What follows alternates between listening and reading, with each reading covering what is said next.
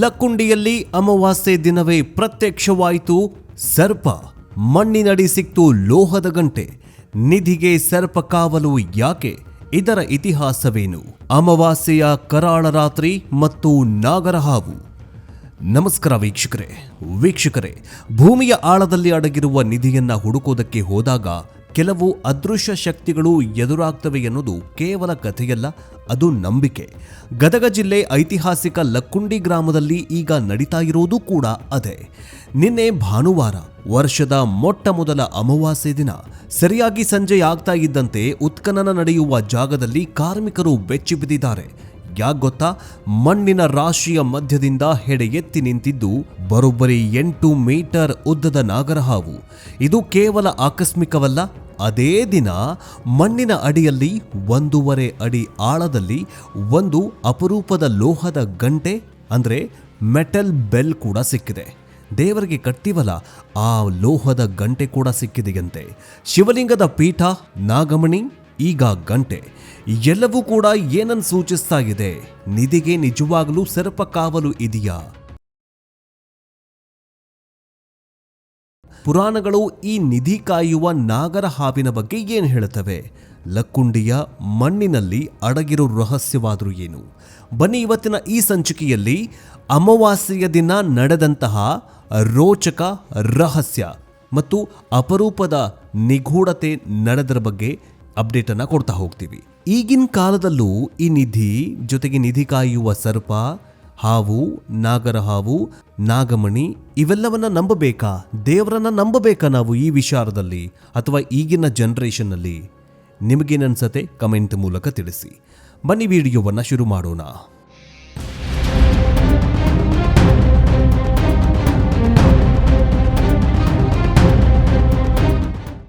ವೀಕ್ಷಕರೇ, ಲಕ್ಕುಂಡಿಯ ಕೋಟೆ ವೀರಭದ್ರೇಶ್ವರ ದೇವಸ್ಥಾನದ ಆವರಣದಲ್ಲಿ ಅಮಾವಾಸ್ಯೆಯ ದಿನ ಕೆಲಸ ಭರದಿಂದ ಸಾಗಿತ್ತು. ಪುರಾತತ್ವ ಇಲಾಖೆ ಅಧಿಕಾರಿಗಳು ಮತ್ತು ಕಾರ್ಮಿಕರು ಸುಮಾರು 1.5 ಅಡಿ ಆಳಕ್ಕೆ ಮಣ್ಣು ಅಗೆದಿದ್ದಾರೆ. ಆಗ ಕಾರ್ಮಿಕರ ಕೈಗೆ ಒಂದು ಗಟ್ಟಿ ವಸ್ತು ಸಿಕ್ಕಿದೆ. ಮಣ್ಣು ಸರಿಸಿ ನೋಡಿದಾಗ ಅದೊಂದು ಲೋಹದ ಗಂಟೆಯಾಗಿತ್ತು. ಇದು ಸಾಮಾನ್ಯ ಗಂಟೆಯಲ್ಲ ವೀಕ್ಷಕರೇ, ಕಲ್ಯಾಣ ಚಾಲುಕ್ಯರ ಕಾಲದ ಅಂದ್ರೆ ಸುಮಾರು 1000 ವರ್ಷಗಳಷ್ಟು ಹಳೆಯ ಗಂಟೆ. ಇದರ ಜೊತೆಗೆ ಕೋಟೆಯ ಗೋಡೆಯ ಕೆಳಭಾಗದಲ್ಲಿ ಅಂದ್ರೆ ಒಳಭಾಗದಲ್ಲಿ ಒಂದು ವಿಶಿಷ್ಟ ವಿನ್ಯಾಸದ ಶಿವಲಿಂಗ ಮತ್ತು ಅದರ ಪೀಠ ಪತ್ತೆಯಾಗಿದೆ. ಆ ಪುಟ್ಟ ಶಿವಲಿಂಗ ಕಂಚಿನದ್ದ ಅಥವಾ ತಾಮ್ರದ್ದ ಅನ್ನೋದು ಇನ್ನೂ ಕೂಡ ಕನ್ಫರ್ಮ್ ಆಗಿಲ್ಲ. ಅದನ್ನ ವೈಜ್ಞಾನಿಕ ಪರೀಕ್ಷೆ ಅಂದ್ರೆ ಲ್ಯಾಬ್ ಟೆಸ್ಟ್ಗೆ ಕಳುಹಿಸಿಕೊಡೋದಕ್ಕೆ ಅಧಿಕಾರಿಗಳು ತೀರ್ಮಾನ ಮಾಡಿದ್ದಾರೆ. ಆದರೆ ದೇವಸ್ಥಾನದ ಗಂಟೆ ಮತ್ತು ಶಿವಲಿಂಗ ಸಿಕ್ಕಿರೋದು ಅಲ್ಲಿ ಪೂಜೆ ಪುನಸ್ಕಾರ ನಡೀತಾ ಇದ್ದದ್ದು ಅನ್ನೋದಕ್ಕೆ ಇದು ಬಲವಾದ ಸಾಕ್ಷಿಯಾಗಿದೆ. ಅಂದ್ರೆ ಅಧಿಕಾರಿಗಳೇನು ಹೇಳ್ತಿದ್ದಾರೆ, ಗಂಟೆ, ಶಿವಲಿಂಗ ಮತ್ತು ನಾಗಮಣಿ ಹೀಗೆ ದೇವರಿಗೆ ಸಂಬಂಧಿಸಿದ ವಸ್ತುಗಳು ಸಿಕ್ತಿದ್ದಾವಂತಂದ್ರೆ ಈ ಮಣ್ಣಿನ ಕೆಳಗಡೆ ಅಥವಾ ಈ ವೀರಭದ್ರೇಶ್ವರ ದೇವಸ್ಥಾನ ಇದೆಯಲ್ಲ, ಈ ದೇವಸ್ಥಾನದ ಕೆಳಗಡೆನೆ ಇನ್ನೊಂದು ದೇವಸ್ಥಾನ ಇದೆ ಎನ್ನುವಂಥದ್ದನ್ನ ಅಧಿಕಾರಿಗಳು ಅಂದಾಜು ಮಾಡ್ತಾ ಇದ್ದಾರೆ. ಇನ್ನು ಅಮಾವಾಸ್ಯೆ ದಿನ ನಾಗರಾಜ ಪ್ರತ್ಯಕ್ಷ. ಇದು ಕಥೆಯ ಅತ್ಯಂತ ರೋಚಕ ಮತ್ತು ಭಯಾನಕ ಭಾಗ ವೀಕ್ಷಕರೇ. ಭಾನುವಾರ ಅಮಾವಾಸ್ಯೆ, ಕತ್ತಲಾಗುವ ಸಮಯ. ಉತ್ಖನನ ಜಾಗದ ಪಕ್ಕದಲ್ಲೇ ಒಂದು ಬೃಹದಾಕಾರದ ನಾಗರಹಾವು ಕಾಣಿಸಿಕೊಂಡಿದೆ. ಪ್ರತ್ಯಕ್ಷದರ್ಶಿಗಳ ಪ್ರಕಾರ ಅದು 8 ಮೀಟರ್ ಉದ್ದ ಇತ್ತಂತೆ. ಸಾಮಾನ್ಯವಾಗಿ ಹಾವುಗಳು JCB ಶಬ್ದಕ್ಕೆ ಹೆದರು ಓಡ್ ಹೋಗ್ಬಿಡ್ತವೆ. ಆದರೆ ಈ ಹಾವು ನಿಧಿ ಅಥವಾ ಆ ಜಾಗವನ್ನ ಬಿಟ್ಟು ಕದಲಲಿಲ್ಲ. ಇದನ್ನ ನೋಡಿದ ಕಾರ್ಮಿಕರು ಇದು ಸಾಮಾನ್ಯ ಹಾವಲ್ಲ, ದೇವರ ಹಾವು. ಅಮಾವಾಸ್ಯೆ ದಿನವೇ ಬಂದಿದೆ ಅಂತಂದ್ರೆ ಇದು ಎಚ್ಚರಿಕೆ ಅಂತ ಕೆಲಸ ನಿಲ್ಲಿಸಿದ್ದಾರೆ. ಅರ್ಧ ಗಂಟೆಗೂ ಹೆಚ್ಚು ಕಾಲ ಕೆಲಸ ಸ್ಥಗಿತಗೊಳಿಸಲಾಯಿತು.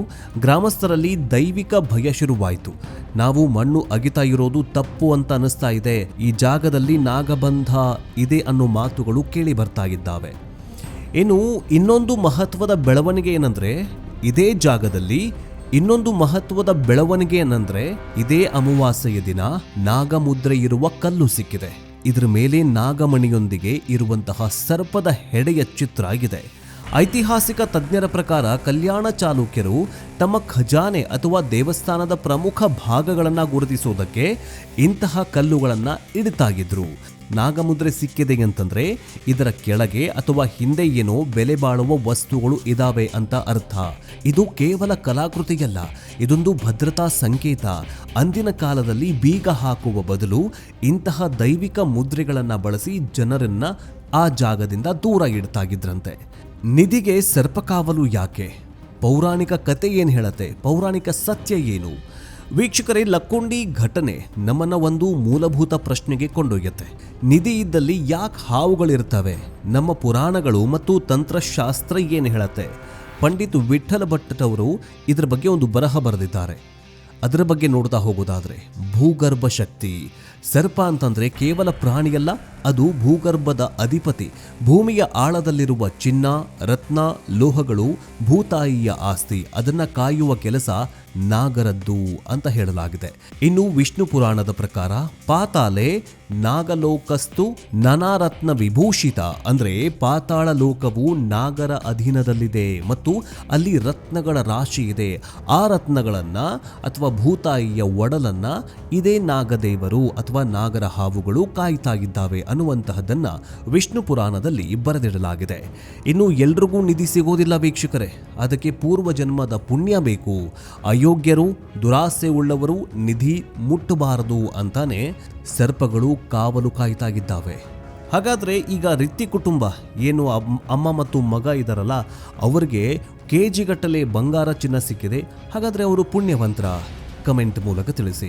ಪದ್ಮ ಪುರಾಣದ ಪ್ರಕಾರ ಧನಾದೇವತೆ ಕುಬೇರನ ಖಜಾನೆಯನ್ನ ಯಕ್ಷರು ಮತ್ತು ನಾಗರು ಕಾಯ್ತಾ ಇದ್ದಾರೆ.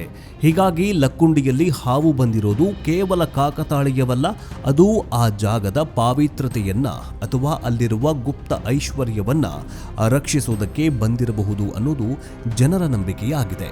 ಇನ್ನು ವೈಜ್ಞಾನಿಕ ಕಾರಣಗಳೇನು? ಈಗ ನಾವು ಪುರಾಣಗಳಲ್ಲಿ ಬರೆದಿಟ್ಟಿರುವಂತಹ ಈ ಪುರಾಣಗಳು, ವಿಷ್ಣು ಪುರಾಣನೋ ಅಥವಾ ಪದ್ಮ ಪುರಾಣನೋ, ಈ ಪುರಾಣಗಳು ಈಗ ನಿನ್ನೆಯದಲ್ಲ, ಸಾವಿರಾರು ವರ್ಷಗಳ ಹಿಂದೆಯೇ ಈ ನಿಧಿ ಬಗ್ಗೆ ಬರೆದಿಡಲಾಗಿದೆ. ಕಲ್ಯಾಣ ಚಾಲುಕ್ಯರೋ ಅಥವಾ ಹೊಯ್ಸಳರೋ ಅಥವಾ ಅರಸರೋ ಅಥವಾ ವಿಜಯನಗರ ಸಾಮ್ರಾಜ್ಯದವರೋ ಇವರೆಲ್ಲ ನಿನ್ನೆ ಮೊನ್ನೆ ಬಂದವರು.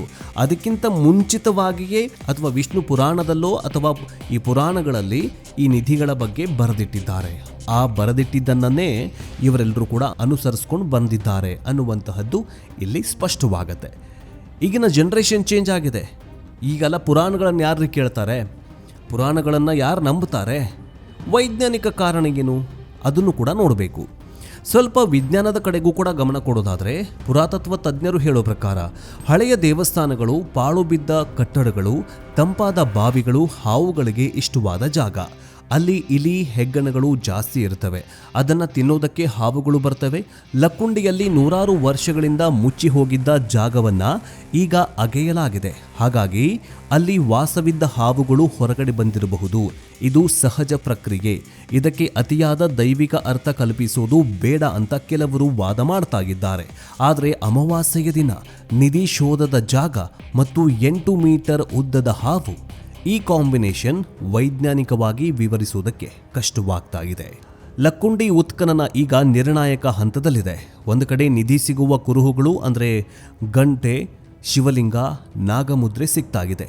ಇನ್ನೊಂದು ಕಡೆ ಪ್ರಕೃತಿ, ದೈವದ ಎಚ್ಚರಿಕೆಗಳು ಅಂದರೆ ಹಾವು, ಅಮಾವಾಸ್ಯೆ ಇವೆಲ್ಲವನ್ನ ನೋಡ್ತಾ ಇದ್ರೆ ಸರ್ಕಾರ ಮುಂದೇನು ಮಾಡಬಹುದು ಅನ್ನುವಂತಹದ್ದು ಈಗ ಪ್ರಶ್ನೆ ಮೂಡುತ್ತೆ. ಹಾವಿನ ಭಯದಿಂದ ಕೆಲಸ ನಿಲ್ಲಿಸ್ತಾರಾ ಅಥವಾ ಸರ್ಪಶಾಂತಿ ಪೂಜೆ ಮಾಡಿ ಮುಂದುವರಿಸ್ತಾರ? ಲೋಹದ ಗಂಟೆ ಮತ್ತು ಶಿವಲಿಂಗವನ್ನ ಲ್ಯಾಬ್ಗೆ ಕಳುಹಿಸಿ ಅದು ಯಾವ ಕಾಲದ್ದು ಅಂತ ಪತ್ತೆ ಹಚ್ಚುತ್ತಾ ಅನ್ನುವಂತಹ ಪ್ರಶ್ನೆ ಮೂಡುತ್ತೆ. ಆದರೆ ಅದೇನೇ ಆಗಲಿ, ಲಕ್ಕುಂಡಿಯಲ್ಲಿ ನಡೀತಾ ಇರೋದು ಕೇವಲ ಮಣ್ಣು ಅಗೆಯುವ ಕೆಲಸ ಅಲ್ವೇ ಅಲ್ಲ, ಇದು ಇತಿಹಾಸ ಮತ್ತು ನಂಬಿಕೆ ನಡುವಿನ ಸಂಘರ್ಷ. ಕಲ್ಯಾಣ ಚಾಲುಕ್ಯರು ಬಿಟ್ಟು ಹೋದ ಸಂಪತ್ತು ನಮಗ್ ಸಿಗುತ್ತಾ ಅಥವಾ ಆ ನಾಗರಾಜ ಅದನ್ನ ರಕ್ಷಣೆ ಮಾಡ್ತಾನ? ಕಾಲವೇ ಉತ್ತರ ಕೊಡಬೇಕು. ಇದರ ಬಗ್ಗೆ ನಿಮಗೇನನ್ಸುತ್ತೆ? ನಿಧಿ ಇದ್ದಲ್ಲಿ ಹಾವು ಇರತ್ತೆ ಎನ್ನುವುದು ನಿಜಾನ? ಅಮಾವಾಸ್ಯೆ ದಿನ ಹಾವು ಬಂದಿದ್ದು ಕಾಕತಾಳೀಯನ ಅಥವಾ ಪವಾಡನ? ಆ ನಾಗಮುದ್ರೆ ಕಲ್ಲಿನ ರಹಸ್ಯ ಏನು, ನಿಮ್ಮ ಅನಿಸಿಕೆ ಏನು ಅಂತ ಕಮೆಂಟ್ ಬಾಕ್ಸ್ನಲ್ಲಿ ತಿಳಿಸಿ. ಜೊತೆಗೆ ನಿಮಗೆಲ್ಲಾದರೂ ನಿಧಿ ಇರುವ ಜಾಗ ಗೊತ್ತಿದೆಯಾ, ಅಥವಾ ನಿಮ್ಮೂರಲ್ಲಿ ಏನೋ ಒಂದು ಈ ಜಾಗದಲ್ಲಿ ನಿಧಿ ಇದೆ ಅಂತೆಕಂತೆಗಳು ಕೆಲವೊಂದಿಷ್ಟು ಊರಲ್ಲಿ, ಒಂದು ಊರಂತಂದರೆ ಕೆಲವೊಂದಿಷ್ಟು ನಿಗೂಢ ಜಾಗಗಳಿದ್ದೇ ಇರ್ತವೆ. ಆ ನಿಗೂಢ ಜಾಗಗಳ ಬಗ್ಗೆ ನಿಮಗೇನಾದರೂ ಗೊತ್ತಿದೆಯಾ? ಯಾವ ಆ ನಿಗೂಢ ಜಾಗ? ನಿಮ್ಮೂರಲ್ಲೂ ಪುರಾತನ ಕಾಲದ ಹಳೆ ದೇವಸ್ಥಾನಗಳೇನಾದರೂ ಇದಾವ? ಕಮೆಂಟ್ ಮೂಲಕ ತಿಳಿಸಿ. ನೆಕ್ಸ್ಟ್ ಅಪ್ಡೇಟ್ನೊಂದಿಗೆ ಬೇಗ ವಾಪಸ್ ಬರ್ತೀವಿ. ಕಮೆಂಟ್ ಸೇವ್ ಲಕ್ಕುಂಡಿ ಅಂತ ಕಮೆಂಟ್ ಮಾಡಿ. ನೆಕ್ಸ್ಟ್ ಅಪ್ಡೇಟ್ನೊಂದಿಗೆ ಬೇಗ ವಾಪಸ್ ಬರ್ತೀವಿ. ಜೈ ಹಿಂದ್, ಜೈ ಕರ್ನಾಟಕ, ವಂದೇ ಮಾತರಂ.